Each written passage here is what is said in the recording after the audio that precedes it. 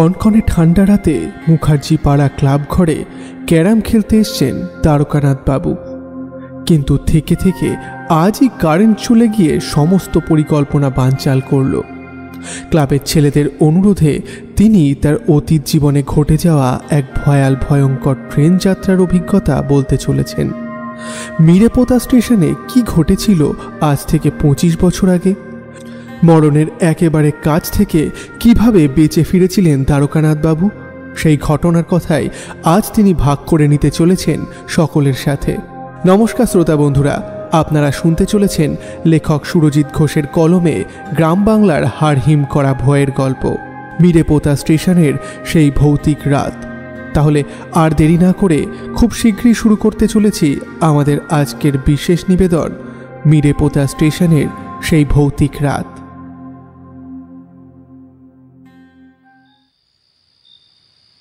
কনকনে শীতের রাতে পাড়ার ক্লাবে কিছু ছেলে ছোকরার দল এসে জমিয়ে আড্ডা দিচ্ছে। সময়টা এখন মাঘ মাসের কনকনে ঠান্ডা।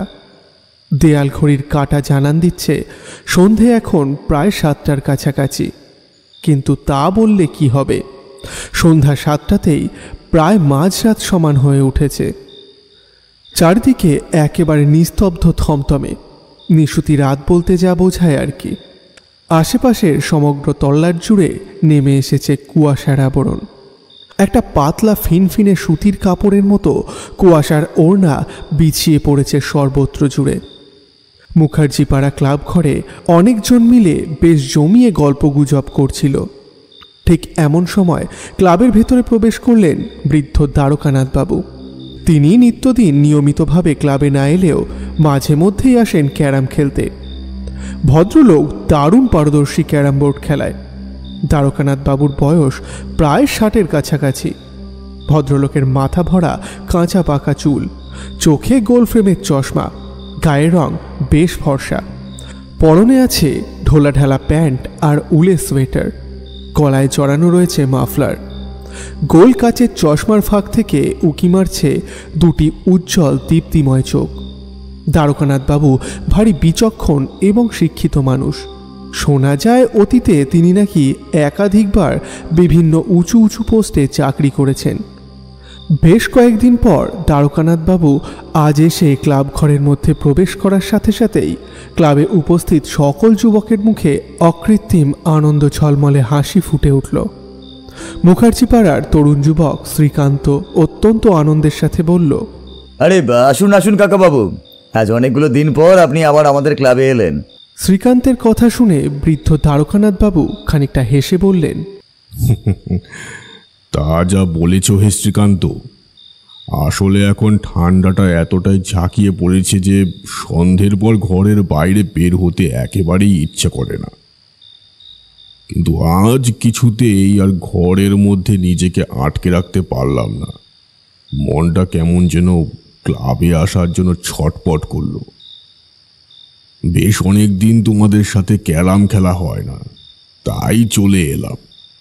খুব ভালো করেছেন কাকাবাবু, সত্যি তো অনেকগুলো দিন আপনি ক্লাবে আসেননি। আসুন আসুন, এসে বেঞ্চের উপরে বসুন তো দেখি, একটু গরম চা খান, দেখবেন ঠান্ডাটা অনেকটাই কম লাগবে।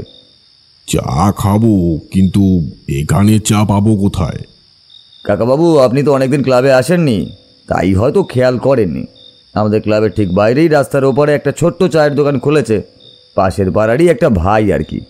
আমরা মাঝে মধ্যেই তার দোকান থেকেই চা খেয়ে আসি। তবে আপনাকে দোকানে যেতে হবে না, আপনি এখানেই বসুন, আমাদের মধ্যে থেকেই কেউ গিয়ে আপনার জন্য দুবার চা নিয়ে আসছে, কেমন? আরে না না শ্রীকান্ত, অযথা আমাকে নিয়ে এত ব্যস্ত হয়ে পড়ার মতো কিছুই নেই। কি যে বলেন কাকাবাবু, আপনার জন্য দুইবার চা আনলে কি আর আমরা ব্যস্ত হয়ে যাব? এই রতন, এই যা তো দৌড়ে কাকাবাবুর জন্য দুবার চা নিয়ে আয়। শ্রীকান্তের কথা মতোই ক্লাব ঘরে বসে থাকা রতন নামের ছোকরা দৌড়ে বেরিয়ে গেল বাইরে। দ্বারকানাথ বাবু মৃদু হাসলেন। ক্লাবের ছেলেদের কাছে তার কদর যে ঠিক কতখানি তা তিনি বেশ উপলব্ধি করতে পারলেন বটে। ক্লাবের বেঞ্চে বসে সামান্য কিছু কথোপকথন করতে না করতেই রতন এসে উপস্থিত হলো। হাতে তার দুভার গরম উষ্ণ ধুমায়িত চা। দ্বারকানাথ বাবুর দিকে সেগুলো বাড়িয়ে দিতেই তিনি চায়ের পেয়ালা দুটি রতনের হাত থেকে নিজে নিয়ে একটিতে সামান্য ফু দিয়ে তাতে লম্বা চুমুক বসালেন।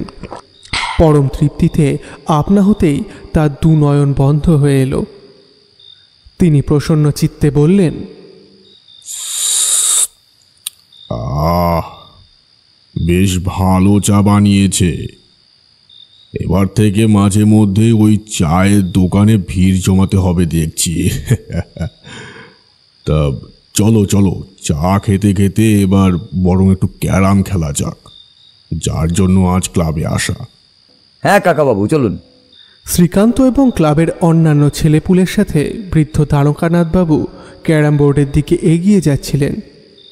ঠিক এরকম সময় ক্লাব ঘরে জ্বলতে থাকা 100 পাওয়ারের হলদেটে বৈদ্যুতিক বাতিটা দপদপ করে দুবার কেঁপে নিভে গেল। গোটা ক্লাব ঘরসহ সমস্ত পাড়া ডুবে গেল অতল অন্ধকারের সমুদ্রে।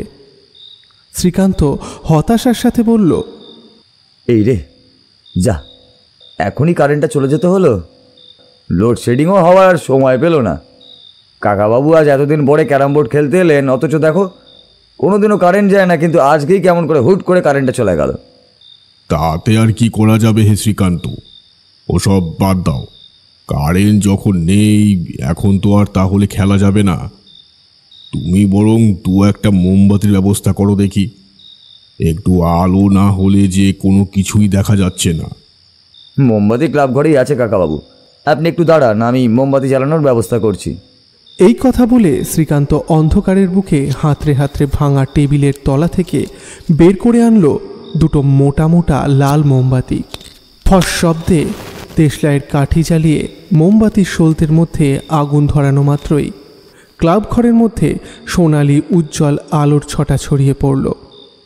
দ্বারকানাথবাবুর হাতের শূন্য চায়ের পেয়ালা খানিক ছুঁড়ে ফেলে দিলেন বাইরের দিকে। অগত্যা এই অন্ধকারের মধ্যে মোমবাতির আলো জেলে বসে থাকা ছাড়া আর কোনো উপায় নেই। কিন্তু এই সময়টা কিভাবে কাটানো যায় বলো দেখি। এমন কনকনে শীতের অন্ধকার রাতে গা ছমছমে ভয়ের গল্প হলে নেওয়া মন্দ হয় না। তা কি কাকাবাবু, আপনি কোনো ভয়ের গল্প জানেন নাকি? ভয়ের গল্প? তা কি ধরনের ভয়ের গল্প শুনতে চাও শ্রীকান্ত? ভয়ের গল্প বলতে কোনো আদি ভৌতিক কাহিনীর কথা শুনতে চাইছি আর কি। আপনার অভিজ্ঞতার ভাণ্ডারে সেরকম কোনো কাহিনী রয়েছে নাকি? শ্রীকান্তর এই কথায় দ্বারকানাথবাবু কিরকম যেন একটা ভাবনার মধ্যে তলিয়ে গেলেন। আবছা আলো অন্ধকারাচ্ছন্ন এই পরিবেশের মধ্যেও দেখা গেল তার মুখ জুড়ে নেমে এসেছে এক নিদারুণ আতঙ্কের কালো ছায়া। বেশ খানিকটা সময় পর নিজেকে সামলে নিয়ে থমথমে গলায় বললেন, একবার আমার জীবনে এমন এক বিভীষিকাময় ঘটনা ঘটেছিল যে সেই রাতের কথা আমি আজ এত বছর পরেও ভুলতে পারিনি। সেই রাতের কথা আমি বিশেষ খুব একটা কাউকে বলি না কখনো, কারণ আমি জানি আমার বলা সেই কাহিনীর কথা কেউই বিশ্বাস করবে না। সকলে ভাববে আমি মিথ্যা গাঁজাখুরি কোনো গল্প বলছি। কিন্তু তোমরা বিশ্বাস করো, আমি এতটুকুও বাড়িয়ে কিংবা মিথ্যা বলছি না। মিথ্যা বলার কোনো প্রয়োজন আমার নেই। সেইবার সত্যি এক ভয়ানক ঘটনা ঘটেছিল আমার সাথে। দ্বারকানাথবাবুর এই কথা শুনে শ্রীকান্ত সহ ক্লাব ঘরে উপস্থিত সকল সদস্য এবার কেমন যেন একটু নড়ে চড়ে বসল। তাদের প্রত্যেকের চোখ মুখ জুড়ে খেলে গেল টান টান উত্তেজনার তরঙ্গ। শ্রীকান্ত আবদারের ভঙ্গিমায় বলে উঠল, কাকাবাবু, আজ বরং আপনি সেই ঘটনার কথাই বলুন, আমরা তাই শুনতে চাই। এমন শীতের সন্ধ্যায় অন্ধকার পরিবেশের মধ্যে বসে আপনার অতীত জীবনে ঘটে যাওয়া সেই অভিজ্ঞতার কথা শুনে আমরা বেশ রোমাঞ্চিতই হব। দয়া করে আমাদের এই রোমাঞ্চকর অনুভূতি উপভোগ করার সুযোগটা থেকে আপনি আমাদের বঞ্চিত করবেন না। শ্রীকান্তর কথায় বাকিরাও এবার সায় মেলালো। ক্লাব ঘরের মধ্যে এখন প্রায় 12-15 জন তরুণ যুবকের ভিড়। এবার তারা গোল করে ঘিরে বসল এবং সকলের কেন্দ্রে রইলেন বৃদ্ধ দ্বারকানাথবাবু। একখানি ভগ্নপ্রায় চেয়ার টেনে নিয়ে তার ওপর বেশ আরাম করে বসলেন তিনি। গায়ের চাদরটা ভালোভাবে টেনে নিয়ে প্যান্টের পকেট থেকে সিগারেটের প্যাকেটটা বার করে তার মধ্যে থেকে একটি সিগারেট তুলে নিয়ে তাতে আগুন ধরিয়ে বলতে আরম্ভ করলেন তার সেই অভিজ্ঞতার কথা।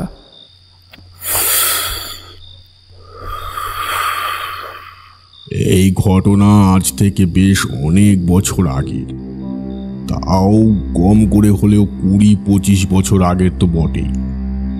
তখনকার দিনকাল মোটেও এখনকার মতো ছিল না।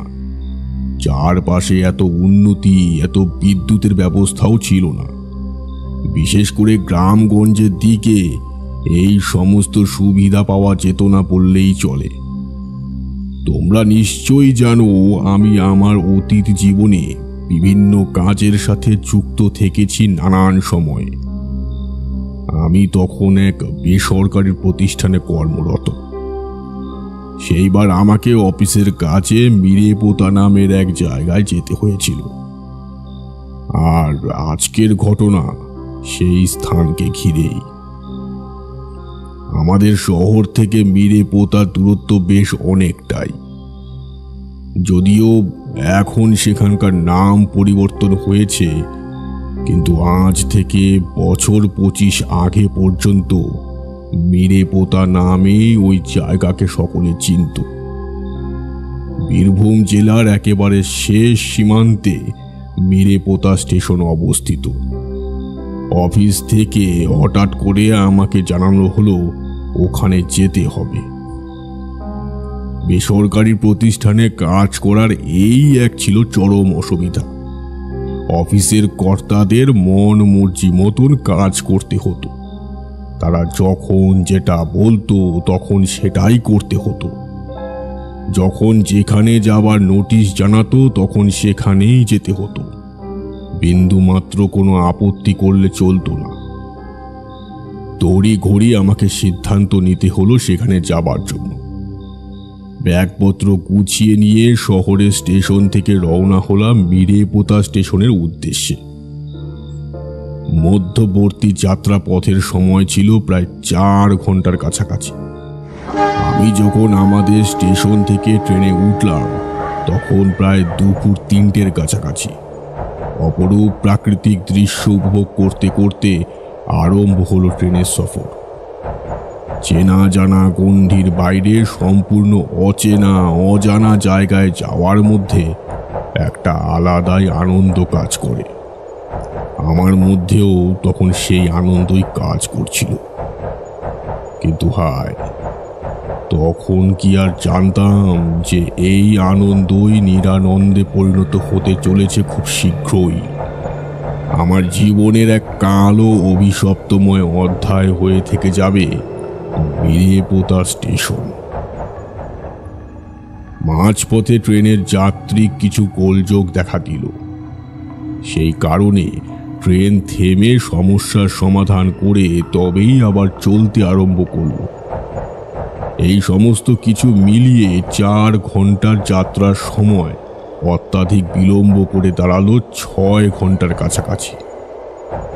আমি যখন স্টেশনে নামলাম তখন চারপাশ জুড়ে রীতিমতো সাঁঝের অন্ধকার নামতে শুরু করেছে। মিরেপোতা আদতে একটা ছোট্ট ফাঁকা স্টেশন। ট্রেন থেকে আমি ছাড়া আর অন্য কোনো যাত্রী কিন্তু নামল না।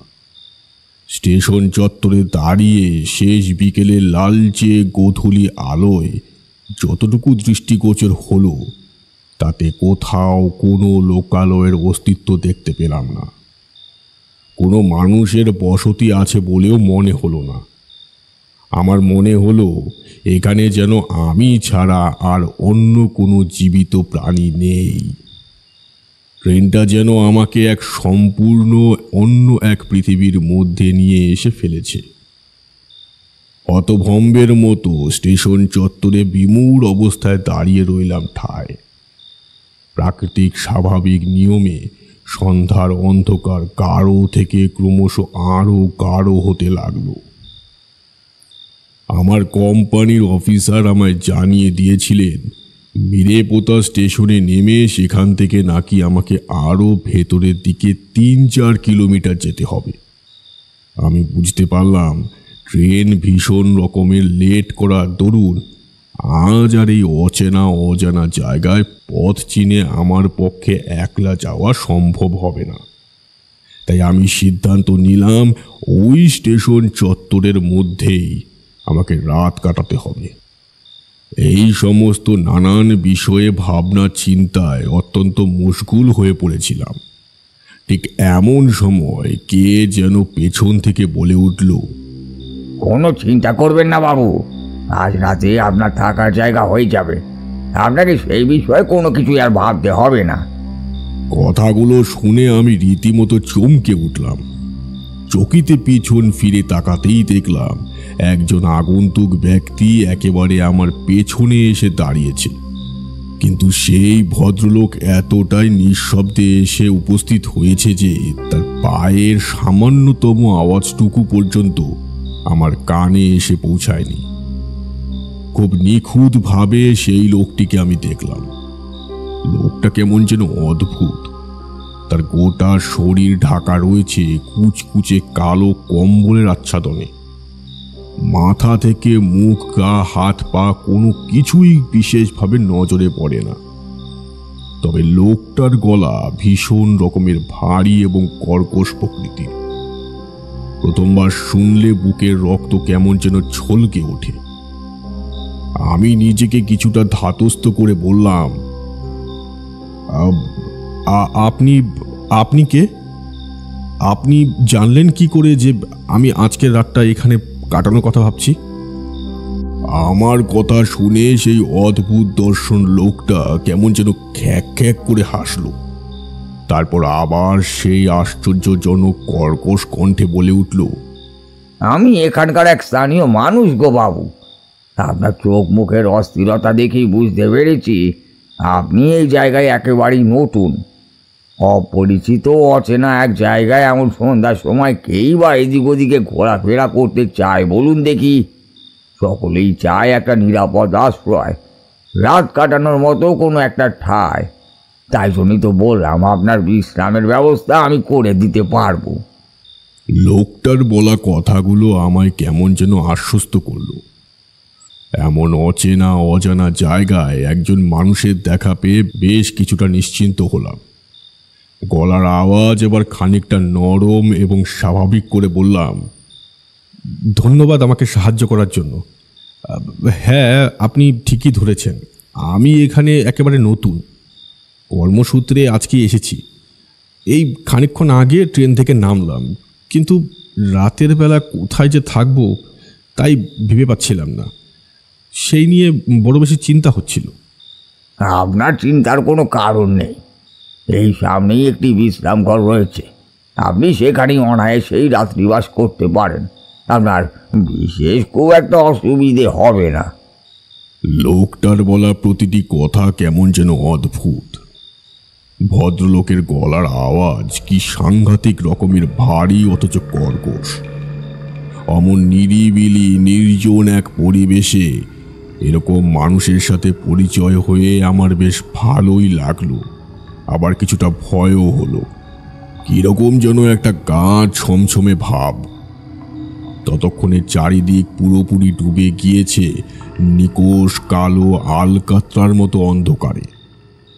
ট্রেন লাইনের দুধারে দাঁড়িয়ে থাকা বিশাল বড় বড় মহিরুহের দল আর গুল্ম লতাপাতার ঝোপ কিসের যেন এক অশনি অমঙ্গলের পূর্বাভাসে নিজেদের স্বাভাবিক নড়াচড়া পুরোপুরিভাবে থামিয়ে দিয়েছে। একটি গাছের পাতাও বর্তমানে আর নড়ছে না। বিষয়টা বড় অস্বাভাবিক ঠেকলো আমার।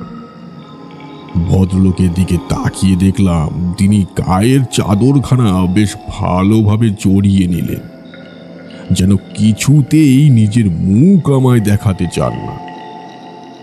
আমি বুঝতে পারলাম না এখন ঠান্ডার মাত্রা তেমন খুব একটা না থাকলেও তিনি এরকম কম্বল চাপা দিয়ে রয়েছেন কেন। ভদ্রলোক যেন অদ্ভুত কোনো কৌশলে আমার মনের মধ্যে চলতে থাকা অস্বস্তি বুঝতে পারলেন। তিনি পুনরায় সেই ফ্যাঁস ফ্যাঁসে গলায় বললেন, আসলে বাবু, আমার কয়েকদিন ধরে ভীষণ জ্বর, শরীরটাও খুব একটা ভালো যাচ্ছে না, তাই জন্যই এরকম গোটা শরীর ঢাকা দিয়ে রেখেছি। আমার বিষয়টা মোটেও স্বাভাবিক লাগলো না। একজন মানুষ যে কিভাবে অন্যের মনে চলতে থাকা প্রশ্ন এইভাবে পড়ে ফেলতে পারে তা সত্যিই আমার জানা নেই। ভদ্রলোকের কথাবার্তা হাব ভাব দেখে বেশ সন্দেহ হলো আমার। এরকম অচেনা অজানা জনমানবহীন এলাকায় এসে কোনো অসৎ ব্যক্তির সান্নিধ্যে পড়লাম না তো? এই প্রশ্ন জাগলো অন্তরে। সঙ্গে থাকা ব্যাগে বেশ কিছু টাকা পয়সা ছিল, সেগুলো না কোনো চোর ডাকাতের কবলে যায়। এই কথা ভেবে নিজের আত্মরক্ষা এবং টাকা পয়সা সুরক্ষার জন্য একটা মোটা গাছের শক্তপোক্ত লাঠি মাটি থেকে হাতে তুলে নিয়ে সৌজন্যমূলক মৃদু হাসি হেসে আসল বিষয় গোপন করে বললাম, বুঝতেই তো পারছেন দাদা, চারিদিকে একেবারে অন্ধকার হয়ে গিয়েছে। এরকম জায়গায় সাপের উপদ্রব থাকতে পারে ভীষণ, তাই জন্য এই লাঠিখানা সঙ্গে নিয়ে নিলাম আর কি। ভদ্রলোক আমার কথা শুনে কোনো কিছুই বললেন না। তিনি থম মেরে কেবলই দাঁড়িয়ে রইলেন আমার মুখোমুখি। চারপাশ ততক্ষণে আরো অন্ধকারে পরিপূর্ণ হয়ে উঠেছে। আকাশের দিকে মুখ তুলে তাকিয়ে দেখলাম আকাশে আজ চাঁদের দেখা নেই, তবে বেশ কিছু ছোট বড় নানান মাপের নিষ্প্রভ নক্ষত্র বিক্ষিপ্তভাবে মুখ তুলে তাকিয়েছে শত আলোকবর্ষ দূর থেকে। এবার প্রকৃতির মধ্যে বাতাসের চলাচল আরম্ভ হল। শো শো শব্দে হু হু করে ছুটে গেল দস্যি দামাল বাতাস। তবে সেই বাতাসের মধ্যে শীতলতার মাত্রা এতটাই বেশি ছিল যে আমার গোটা গায়ের লোমকূপ একেবারে সজারুর কাটার মতো খাড়া হয়ে গেল। মনে হলো সাক্ষাৎ যেন কোনো পার্বত্য দেশের হাওয়া চলে এসেছে আমাদের বঙ্গভূমির এই জনমানবহীন প্রান্তরে। মাথার ওপরে কালো মতন কি যেন একটা নিশাচর পাখি বিদঘুটে শব্দে চিৎকার করতে করতে কয়েকবার পাক খেয়ে ছটফট শব্দের ডানা ঝাপটা উড়ে গিয়ে বসলো কোনো একটা গাছের ডালে। আমি যাবতীয় নীরবতা ভঙ্গ করে বললাম, এমন অন্ধকারের মধ্যে বেশিক্ষণ দাঁড়িয়ে থাকা আমাদের কারোর জন্য খুব একটা ভালো বিষয় হবে না।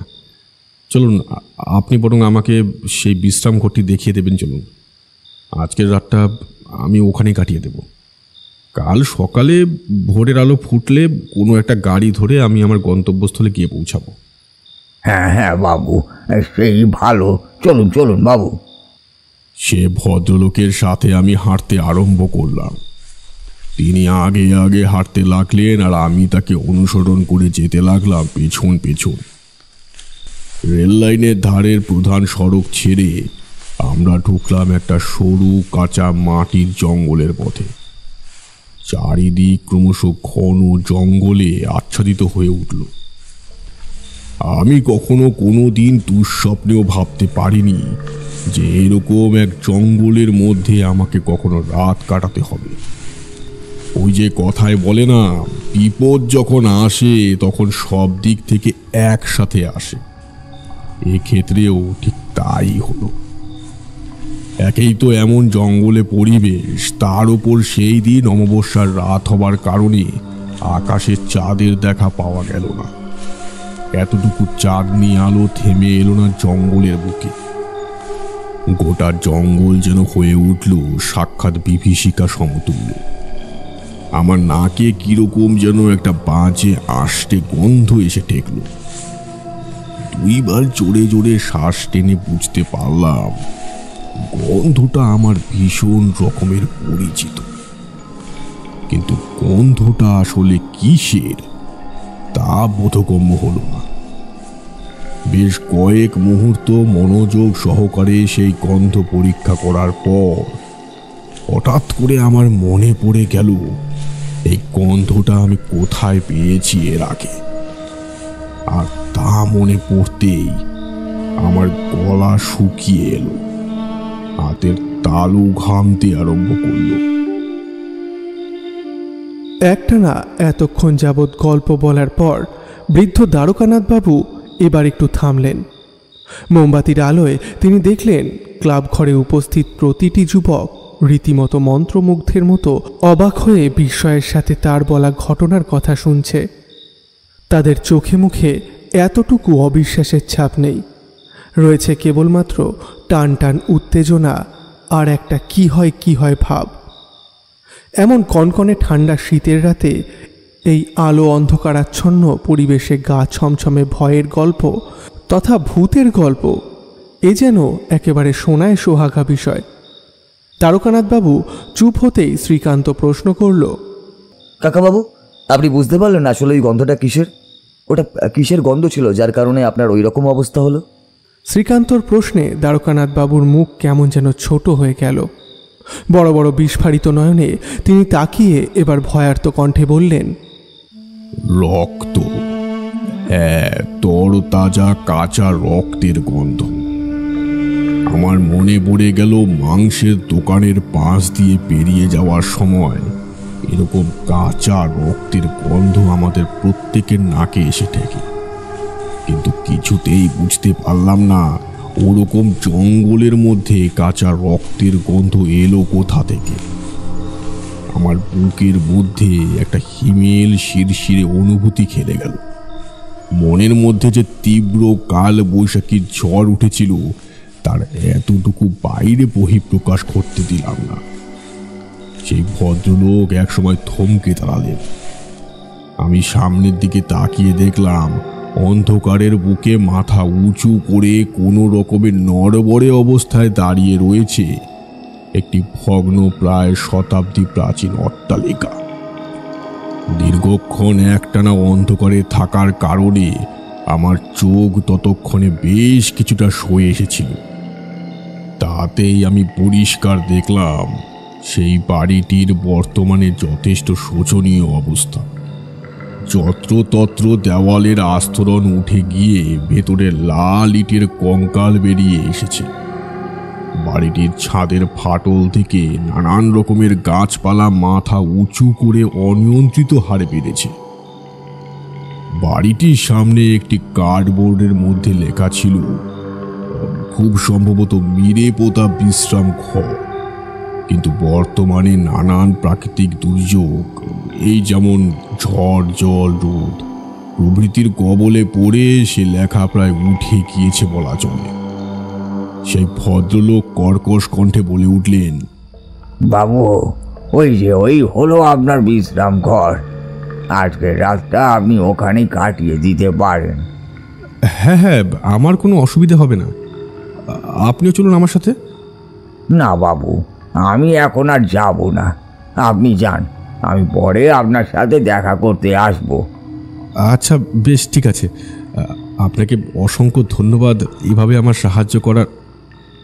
আমার মুখের কথা শেষ করতে পারলাম না, কারণ আমার মুখের কথা অসম্পূর্ণ অবস্থায় মুখের মধ্যেই থেকে গেল।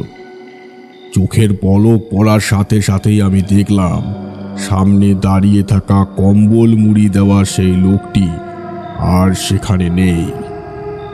তিনি যেন কোথায় চলে গিয়েছেন।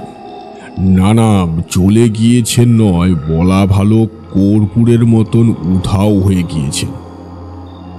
একটা জল জ্যান্ত মানুষ যে কিভাবে এরকম হুট করে উধাও হয়ে যেতে পারে তা আমায় রীতিমতো ভাবিয়ে তুলল। আমি হাতের লাঠিটা শক্ত করে ধরে নিজের ব্যাগপত্র নিয়ে অগত্যা এগিয়ে চললাম সেই বিশ্রাম ঘরের দিকে। কিন্তু আমার মনটা কেমন যেন কুডাক ডেকে উঠল।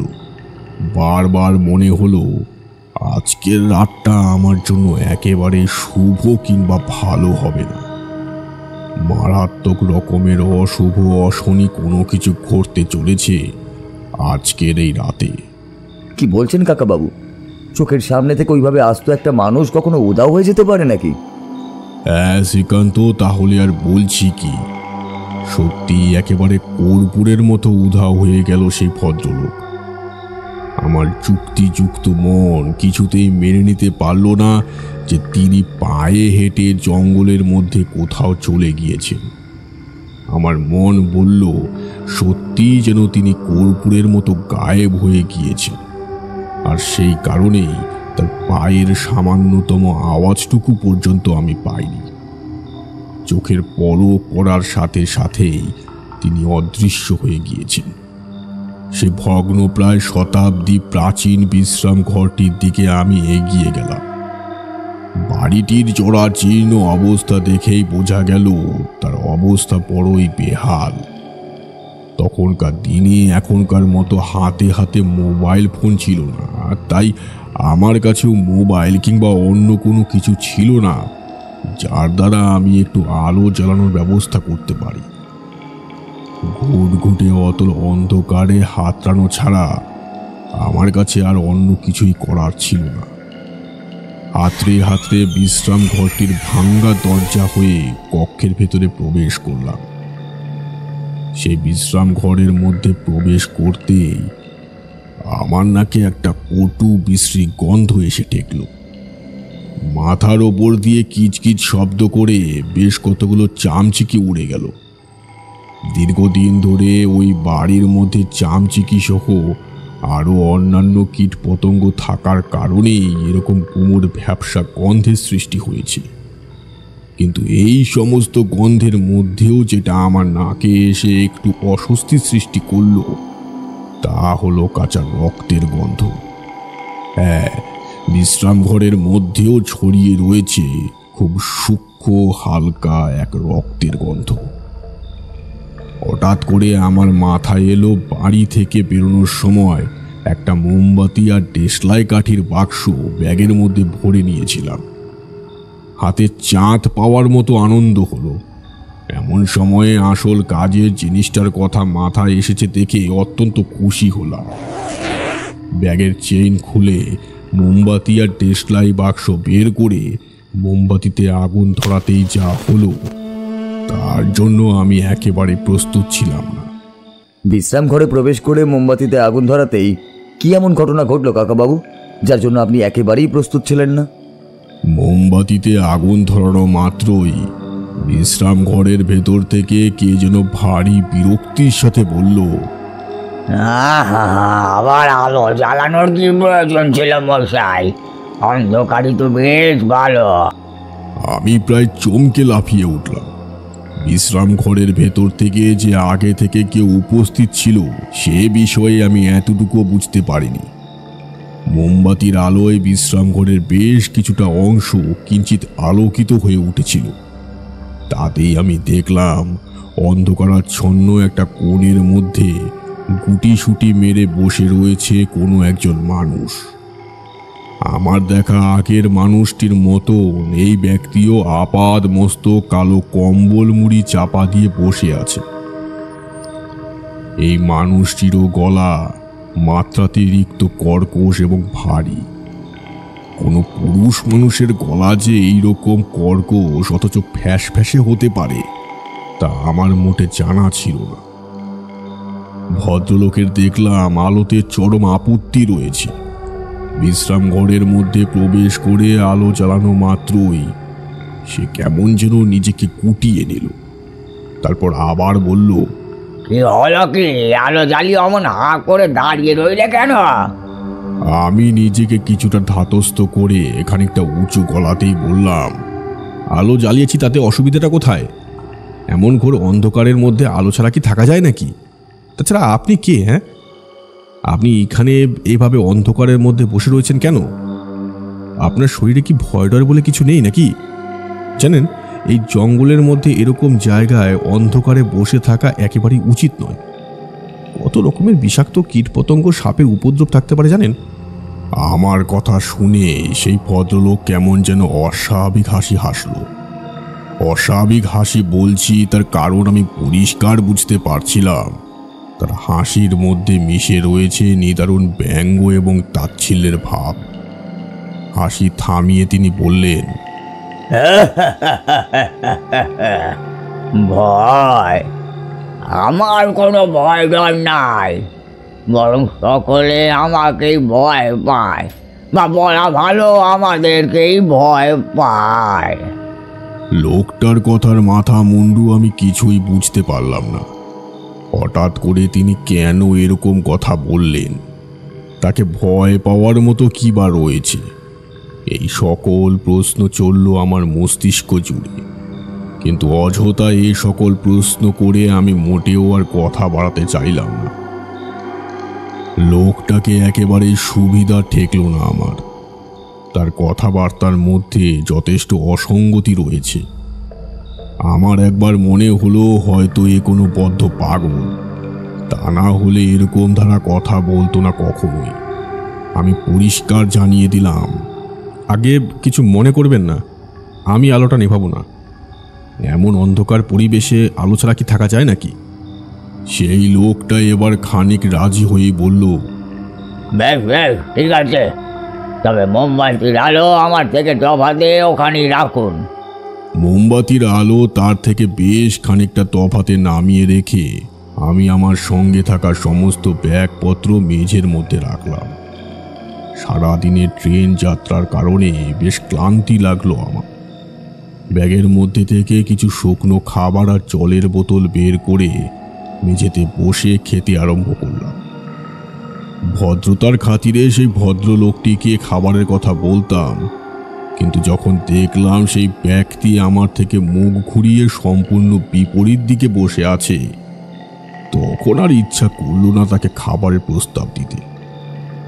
বেশ বুঝতে পারলাম তার কথা মতো আলো না নেভানোর কারণে তিনি হয়তো আমার প্রতি অসন্তুষ্ট হয়েছে।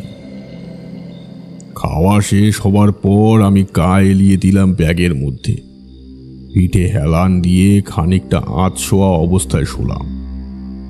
এইরকম বিচিত্র রাতের অভিজ্ঞতা আমার জীবনে কখনো কোনোদিন ঘটেনি। এমন জঙ্গলের মধ্যে বহু পুরনো একটি বিশ্রাম ঘরে রাত কাটাতে এসে কোনো একজন মানুষের দেখা পাওয়া মানে তা বেশ খুশির বিষয়। দুজনে মিলে বেশ ভালোভাবে রাত কাটানো যায়, অথচ আমাদের মধ্যে সেরকম কোনো ভালো সম্পর্কই গড়ে উঠল না। সেই লোকটি আচমকা নিজে থেকে বলে উঠলেন, বাইরে যে আপনাকে বিশ্রাম ঘরের ঠিকানা বলে দিল, সে আমারই বন্ধু। এতক্ষণে বিষয়টা কিছুটা হলেও পরিষ্কার হলো আমার কাছে। তার মানে বাইরের ওই লোকটি এবং বিশ্রাম ঘরের এই লোকটি দুজনে একে অপরের বন্ধু। দুই বন্ধুর মধ্যে এক অদ্ভুত মিল রয়েছে। এরা দুজনেই একেবারে নিজেদের পরিচয় গোপন করে রেখেছে।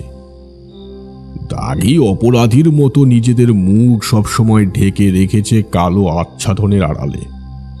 বিষয়টা ভাবতেই আমার হাসি পেয়ে গেল। আমি এবার প্রশ্ন করলাম, আপনাদের বাড়ি কোথায়? আপনারা এখানে কি করছেন? আমাদের বাড়ি এই কাছেই ছিল, তবে এখন আমরা এই বিশ্রাম ঘরেই থাকি। দুই বন্ধু মিলে একসাথেই বাস করি। একটানা এতক্ষণ পর্যন্ত গল্প বলার পর দ্বারকানাথবাবু পুনরায় থামলেন। পাশে রাখা জগের থেকে বেশ অনেকটা জল ঠক ঠক করে পান করলেন তিনি।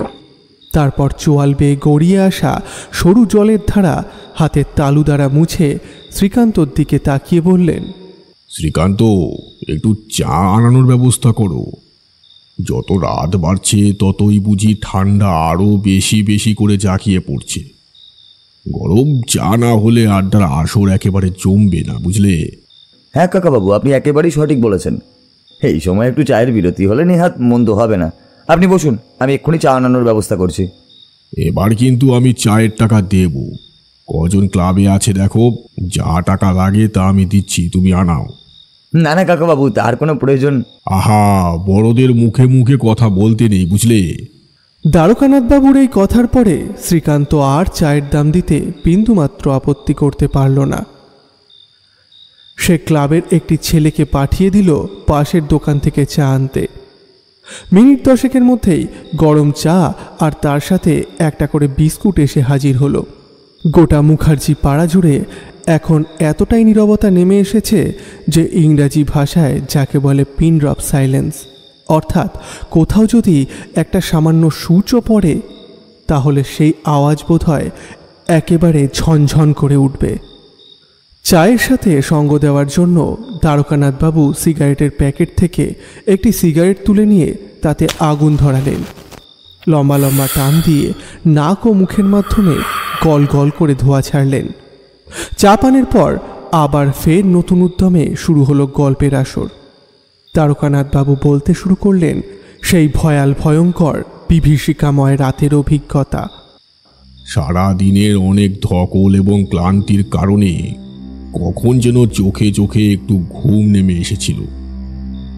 নিজের অজান্তেই একসময় ঘুমিয়ে পড়েছিলাম আমি, কিন্তু আচমকা হঠাৎ করে গভীর রাতে আমার ঘুম ভেঙে গেল। ঘুম ভেঙে আড়ষ্টভাবে উঠে বসতেই দেখলাম মোমবাতিটা একেবারে প্রায় ছোট হয়ে মেঝের কাছাকাছি এসে ঠেকেছে। মোমবাতির আলো এখন প্রায় নিভু নিভু, মোমের আয়ু একেবারে প্রায় শেষের পথে। আমার নাকে একটা উৎকট বিশ্রী গন্ধ এসে ঠেকল। আমি বুঝতে পারলাম এটা ওই কাঁচা রক্তের গন্ধ। তবে শেষ বিকেলের সময় অথবা সাঁঝের অন্ধকারে যে গন্ধটা খুবই সূক্ষ্ম ছিল, এখন এই গভীর রাতে সেই গন্ধটাই ভীষণ রকমের তীব্র হয়ে উঠেছে। গোটা বিশ্রাম ঘর পুরোপুরি ভরে গেছে কাঁচা রক্তের গন্ধে। ধরফর করে উঠে বসলাম আমি। উঠে বসতেই দেখলাম দুইজন মানুষ অন্ধকার কোণে বসে নিজেদের মধ্যে চাপা স্বরে কী সব যেন কথাবার্তা বলছে। বুঝতে পারলাম মিরেপোতা স্টেশনে নামার পর যেই ভদ্রলোকের সাথে আমার দেখা হয়েছিল, সে আমি ঘুমিয়ে যাওয়ার পর কখন যেন এসে উপস্থিত হয়েছেন এখানে। আমার ঘুম ভেঙে গিয়েছে দেখে তারা কেমন যেন সচকিত হয়ে নড়ে চড়ে উঠল। আরে বাবুর ঘুম ভেঙে গিয়েছে তাহলে? আপনার এখানে কোনো অসুবিধা হচ্ছে না তো? না না দাদা, আমার কোনো অসুবিধা হচ্ছে না। সত্যি আপনাকে অসংখ্য ধন্যবাদ এরকম মাথা গোজার মতো একটা আশ্রয়ের সন্ধান দেওয়ার জন্য। আপনি যদি আমাকে এই বিশ্রাম ঘরটার সন্ধান না দিতেন, তাহলে তো সারা রাত আমাকে জঙ্গলের মধ্যেই কাটাতে হতো। কত বড় বিপদের মুখোমুখি হতাম বলুন দেখি। আমাকে ধন্যবাদ দেওয়ার কোনো প্রয়োজন নেই বাবু। ধন্যবাদ দেওয়ার আরও অনেক সময় বাকি রয়েছে। বিপদের কথা কেই বা বলতে পারে বলুন দেখি? কখন কোন দিক থেকে যে কোন বিপদে সে আছড়ে পড়বে তা কি আর আমরা আগে থেকে বুঝতে পারি বাবু? ভদ্রলোকের কথাগুলোর কোনো অর্থ আমার কাছে পরিষ্কার হলো না। ভদ্রলোকের বলা প্রতিটা কথার মধ্যে কেমন যেন একটা ইঙ্গিত মিশেছিল, কিন্তু সেটা আমি বুঝতে পারলাম না। সবকিছু আমার কেমন যেন তালগোল পাকিয়ে গেল। ভদ্রলোকের কথাগুলো তার বন্ধুর মতোই ভীষণ অদ্ভুত অস্বাভাবিক ঠেকলো আমার কাছে। দ্বারকানাথবাবু গল্প বলা থামিয়ে আবার ঢকঢক করে কিছুটা জল খেলেন। তার দু চোখের মধ্যে তীব্র আতঙ্ক বিষাক্ত কাল কেউটে সাপের মতো খেলা করল। দ্বারকানাথবাবুর গলা যেন শুকিয়ে গিয়েছিল চরম ভয়ে। সেই ভয়ঙ্কর রাতের ঘটনা স্মৃতিচারণ করতে গিয়ে তার হৃৎস্পন্দনের গতি বোধহয় বেশ খানিকটা বেড়ে গেল। নিজেকে সামলে নিয়ে বেশ কয়েকবার জোরে জোরে লম্বা নিঃশ্বাস নিলেন তিনি। তারপর যথারীতি বলতে আরম্ভ করলেন পরের ঘটনা। ভদ্রলোকের বলা কোনো কথাই আমার বোধগম্য হচ্ছিল না দেখে তিনি এবার আমার সেই মনের ভাব বুঝতে পেরে অদ্ভুত রকমের খ্যাক খ্যাক করে একটা বিকৃত কদর্য হাসি হেসে বললেন, কি হলো বাবু? ভাবছেন তো আমি এরকম উল্টো পাল্টা কথা বলছি কেন? আমার কথার অর্থ আপনি সঠিকভাবে উপলব্ধি করতে পারছেন না। আরে পারবেন, সব কিছু খুব শীঘ্রই বুঝতে পারবেন। এবার সেই উপযুক্ত সময় এসে গিয়েছে। আপনাকে বলেছিলাম না বিপদের কথা? আমরা কি আর আগে থেকে জানতে পারি? এই যেমন ধরুন আপনার সামনে বর্তমানে চরম বিপদ ঘনিয়ে আসতে চলেছে, অথচ আপনি তার সামান্যতম আভাসটুকু পাননি। ভদ্রলোকের কথা শুনে আমি প্রায় আঁতকে উঠলাম। কাটা কাটা ভাবে বললাম, এসব আপনি কি বলছেন? কোন বিপদ ঘনিয়ে আসতে চলেছে? আমার কথার কোনো উত্তর না দিয়ে সেই দুজন কম্বল চাপা দেওয়া অচেনা অজানা ব্যক্তি নিজেদের মধ্যে কিসের যেন ইঙ্গিতে অট্টহাসি হাসতে আরম্ভ করল। তাদের হাসির শব্দ আমার কানে তালা ধরিয়ে দিতে চাইল। সমগ্র নিশুতি নিস্তব্ধ জঙ্গলের বুকে সহসা আন্দোলনের সৃষ্টি হল। যাবতীয় নৈশ্য নীরবতা মুহূর্তের মধ্যে খান খান হয়ে গেল। আমার মনে হলো সাক্ষাৎ দুইজন পিশাচ বুঝিয়ে আমার থেকে মাত্র কয়েক হাত তফাতে বিরাজ করছে, যারা বর্তমানে মেতে উঠেছে পৈশাচিক অট্টহাসিতে। হাসি থামিয়ে সেই ব্যক্তি বলল, আপনার আজ আর নিস্তার নাই। আপনি যখন একবারে মিরপোতা স্টেশনে এসে উপস্থিত হয়েছেন, তখন আর জীবিত অবস্থায় এখান থেকে কিছুতেই বেঁচে ফিরতে পারবেন না। বিকেলের আলো ফুরিয়ে আসার পর এই চত্বরে কোনো মানুষই আসে না। সকলেই যে আমাদের ভীষণ ভয় পায়। আর তাছাড়া আপনি এখানকার স্থানীয় মানুষও নন, তাই জানেন না এখানকার আসল খবর। চরম ভয়ে আমার বুক দুরু দুরু করে কেঁপে উঠল। মনে মনে ভাবলাম, হায় ভগবান, এ কাঁদের বিশ্বাস করে আমি এখানে এই জঙ্গলের মধ্যে শতাব্দী প্রাচীন বিশ্রাম ঘরে আশ্রয় নিলাম। শেষে কি তবে ভয়ানক কোনো চোর ডাকাতের কবলে পড়লাম? এরা কি আমায় হত্যা করে আমার সঙ্গে থাকা সকল কিছু লুটে নেবে? আমি যা ভেবেছিলাম তার থেকেও বাস্তবতা ছিল আরো অনেক ভয়ানক এবং কঠিন। দুইজন মানুষ অন্ধকার কোণের মধ্যে এবার উঠে দাঁড়ালো। আমার মনে হলো তারা যেন লম্বায় আরো আরো বেশ অনেক খানিক করে বেড়েছে। ঘরের মেঝেতে জ্বলতে থাকা মোমবাতির আলো ততক্ষণে বেশ খানিকটা নিভু নিভু হয়ে এসেছে। নিষ্প্রাণ মোমবাতির স্বল্প সোনালি আলোয় আমি স্পষ্ট দেখতে পাচ্ছিলাম দুটো লম্বাটে কায়াহীন ছায়া শরীর আমার দিকে এগিয়ে আসছে ক্রমশ ধীর মন্থন গতিতে। আমি অনবরত ঢোক গিলতে লাগলাম। আমার গলা শুকিয়ে পুরোপুরি কাঠ হয়ে গিয়েছিল। কপালে শিশির বিন্দুর মতো ফোঁটা ফোঁটা ঘাম জন্ম নিল। ভয়ে হাতের তালু ও পায়ের পাতা ঘেমে উঠল। হৃৎপিণ্ডটা ধরাস ধরাস করে এতটাই জোরে লাফাতে আরম্ভ করলো যে মনে হলো সেটা যেন এক লাফে গলার কাছে উঠে আসতে চাইছে। এরপরেই যা ঘটল তার জন্য আমি মোটেই প্রস্তুত ছিলাম না। আমি শতভাগ নিশ্চয়তার সাথে কথা বলতে পারি যে সেই রাতে অমন জঙ্গলে পরিবেশে এরপর আমি স্বচক্ষে যা প্রত্যক্ষ করলাম, তাতে আমার জায়গায় যদি অন্য কেউ থাকতো তাহলে নির্ঘাত সে জ্ঞান হারিয়ে তৎক্ষণাৎ মাটিতে লুটিয়ে পড়ত, অথবা চিরকালের মতো তার হৃদযন্ত্রটি বিকল হয়ে যেত। কিন্তু জানি না কেন আমার দুটোর মধ্যে কোনোটাই সেরকম অবস্থা হলো না। হয়তো পরমেশ্বরের অসীম কৃপা এবং বাবা মায়ের আশীর্বাদ ছিল মাথার ওপর, তাই জন্যই আমি চরম ভয় পেয়ে গেলেও জ্ঞান হারালাম না। সহসা বাইরের জগৎ থেকে কনকনে শীতল বাতাসের একটা ঝলক ঢুকে এলো ক্লাব ঘরের অভ্যন্তরে। সেই কনকনে ঠান্ডা বাতাস সকলকে কাঁপিয়ে দিয়ে মোমবাতির কাছে এসে আছড়ে পড়তেই তীর তীর করে কয়েকবার কেঁপে উঠল মোমবাতির স্বল্প আলোর শিখা। মোমবাতিটি কাঁপল, তবে নিভল না। কম্পমান মোমবাতির আলো তীর্যকভাবে সকলের মুখমণ্ডলে গিয়ে পড়ছে। সুতরাং সকলের মুখ ভীষণ রকমের অদ্ভুত দেখাচ্ছে এই আলো অন্ধকার মাখা পরিবেশে। কারো মুখে টু শব্দটি পর্যন্ত নেই। কেউ কোনো কথা বলছে না।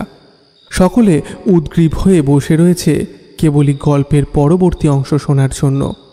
এরকম টান টান উত্তেজনাপূর্ণ চরম মুহূর্তে প্রত্যেকেই বসে আছে অধীর অপেক্ষায়। শ্রীকান্ত আর অপেক্ষা করতে না পেরে প্রশ্ন করল, কাকাবাবু, আপনি কি এমন জিনিস দেখলেন যার কারণে আপনার ওই রকম শারীরিক অবস্থা হলো? সেই দুইজন ব্যক্তি বিশ্রাম ঘরের অন্ধকার মাখা কোণ থেকে উঠে সরাসরি আমার মুখোমুখি এসে দাঁড়ালো। তারপর এক ঝটকায় নিজেদের গায়ের চাদরখানা টেনে খুলে দিল। কালো কম্বলের আচ্ছাদন শরীর থেকে সরে যাওয়া মাত্রই আমার মাথায় বুঝি বাজ পড়ল। যে ভয়ানক দৃশ্য আমি দেখলাম তা যে কখনো কোনোদিন দেখব তা কল্পনাও করতে পারিনি। আমি দেখলাম মানুষ কোথায়। যে দুটো জিনিস আমার সামনে দাঁড়িয়ে রয়েছে তার যাই হোক না কেন কখনোই রক্ত মাংসে গড়া কোনো জীবিত প্রাণী হতে পারে না। তাদের ধর থেকে আলাদা হয়ে গিয়েছে মুন্ডু দুটি। গোটা দেহটা পুরুষ মানুষের হলেও মাথা দুটো নেই।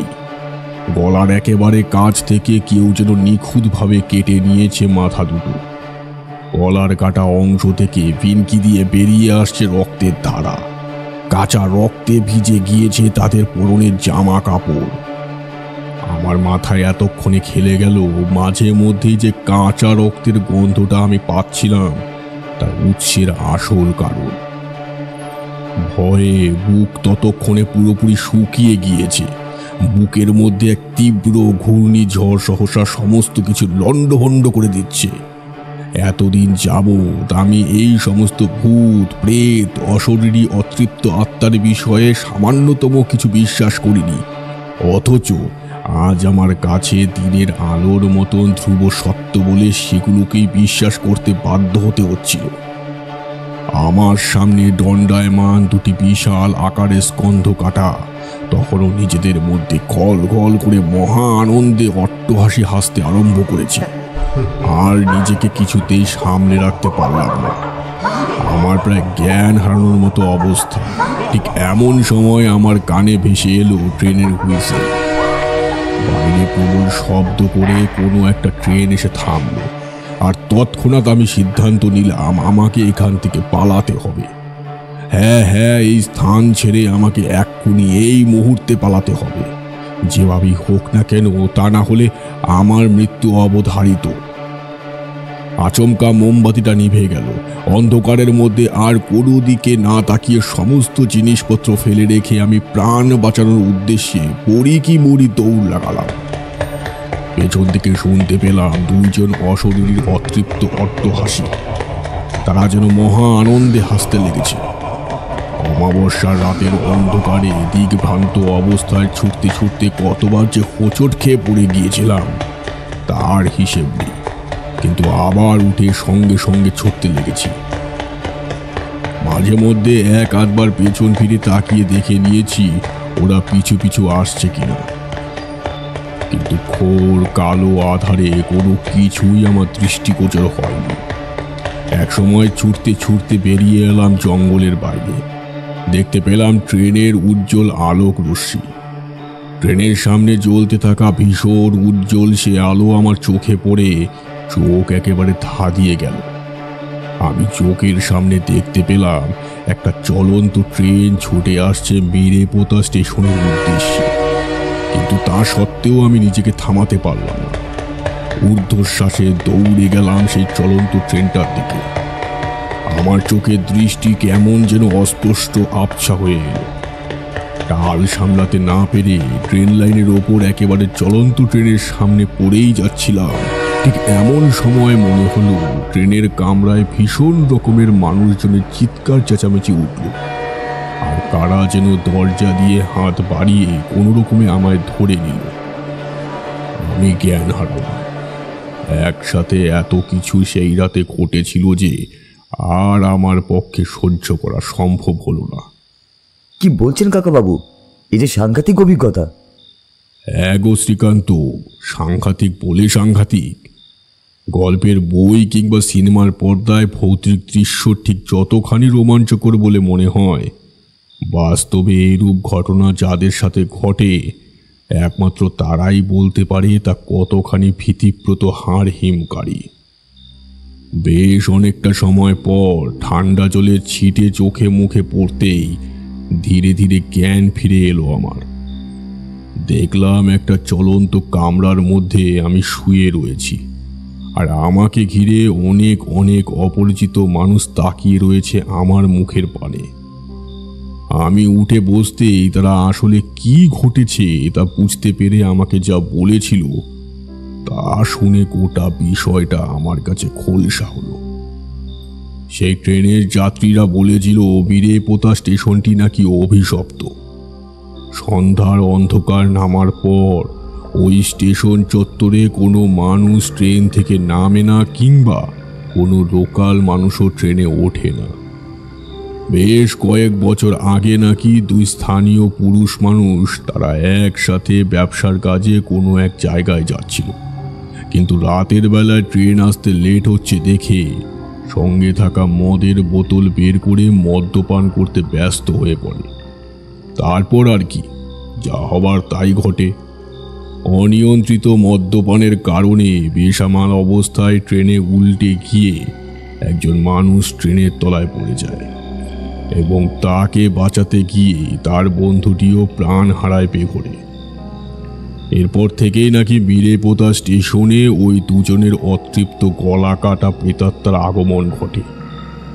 সন্ধ্যার অন্ধকার হওয়ার পর, বিশেষত প্রতি অমাবস্যার রাতে, কত নিরীহ নিরপরাধ যাত্রী এই সমস্ত ঘটনার কোনো কিছু না জেনে ওই স্টেশনে নেমে তারা অত্যন্ত ভয়ে দিক বেদিক জ্ঞান শূন্যের মতো দৌড়ে এসে চলন্ত ট্রেনের তলায় পড়েছে। ওই দুজনের অতৃপ্ত আত্মা ঠিক এমনভাবে নিরীহ মানুষদের হত্যা করে যেভাবে তারা মারা গিয়েছিল। সব ঘটনার কথা শুনে আমার গায়ের লোম খাড়া হয়ে গিয়েছিল। বুকের মধ্যে একটা অনুভূতি ক্রমশ দানা পাকাচ্ছিল। বেশ বুঝতে পারছিলাম আমার জন্যেও একই মর্মান্তিক পরিণতি অপেক্ষা করছিল। আমিও চলমান ট্রেনের চাকার তলায় তলিয়ে গিয়ে বিভৎস মর্মান্তিক মৃত্যুর মুখোমুখি হতাম, যদি না এইভাবে যাত্রীরা নিজেদের প্রাণের ঝুঁকি না নিয়ে আমায় বাঁচানোর চেষ্টা না করতেন। তাদের আমি অসংখ্য ধন্যবাদ জানিয়েছিলাম। আমি আর কখনো বীরেপোতা স্টেশনে যাইনি। অফিসের কাজটিও ছেড়ে দিয়েছিলাম, কারণ ওপর মহল থেকে আমায় বারবার চাপ দেওয়া হচ্ছিল ওখানে গিয়ে কাজ করার জন্য, কিন্তু আমার পক্ষে তার করা সম্ভব ছিল না। এই ঘটনার প্রায় 20 বছর পর ইচ্ছাকৃতভাবেই একদিন গিয়েছিলাম সেখানে, কিন্তু এখনকার বীরেপোতা স্টেশন আর মোটেও অভিশপ্ত নেই। গোটা স্টেশন চত্বর জুড়ে গড়ে উঠেছে অসংখ্য অগণিত দোকান। আশেপাশের অঞ্চলেও অনেক মানুষের জনবসতি বেড়েছে। ওই জঙ্গলটিও এখন আর নেই। প্রকৃতির নিয়মে সময়ের কবলে সমস্ত অপশক্তি, অশুভ শক্তি নিশ্চিহ্ন হয়ে গিয়েছে পুরোপুরিভাবে। না, আজ আর কারেন্ট দেবে বলে মনে হচ্ছে না। চলো চলো হয়ে এবার বাড়ি ফেরা যাক। ঠান্ডায় আর একেবারে বসে থাকতে পারছি না। তোমরা এসো, আমি বরং উঠলাম। হ্যাঁ কাকাবাবু, চলুন আমরাও যাচ্ছি। মুখার্জি পাড়ার ক্লাব ঘর থেকে বেরিয়ে বৃদ্ধ দ্বারকানাথবাবু হাঁটতে লাগলেন তার নিজস্ব গৃহের উদ্দেশ্যে। ক্লাবের ছেলেরা তখনও মন্ত্রমুগ্ধের মতো বসে রইল। একজন মানুষের জীবনে যে এরকম ভয়ানক অভিজ্ঞতা লুকিয়ে থাকতে পারে তা তারা কেউই ভাবতে পারেনি কখনো। দ্বারকানাথবাবুর বলা প্রত্যেকটি কথা যেন তাদের চোখে এক রঙিন দৃশ্যপটের রূপ নিয়েছিল। নিজের জীবন দিয়ে যারা এরকম অভিজ্ঞতার সম্মুখীন হয়, একমাত্র তারাই বলতে পারে তাদের জীবনের স্মৃতিতে কালো দাগ পড়ে যায়। কনকনে ঠান্ডা শীতের রাতে এরকম ভয়ের গল্প তথা ভূতের গল্প পুরোপুরি জমে গিয়েছিল। সকল যুবকের দল এবার বেরিয়ে এলো ক্লাব ঘরের বাইরে। অন্ধকারে ডুবে থাকা মুখার্জি পাড়ার প্রতিটি অলিগলি কুয়াশার চাদরে মুড়ে গিয়েছে। সকলে আবার হাঁটতে লাগলো যে যার বাড়ির পথে। তারা মনে মনে ভাবল, দ্বারকানাথবাবুকে আবার কখনো সুযোগ পেলে অনুরোধ করবে দ্বারকানাথবাবুর জীবনে এরকম আরও অন্য কোনো অভিজ্ঞতার কথা জানা থাকলে তা শোনানোর জন্য।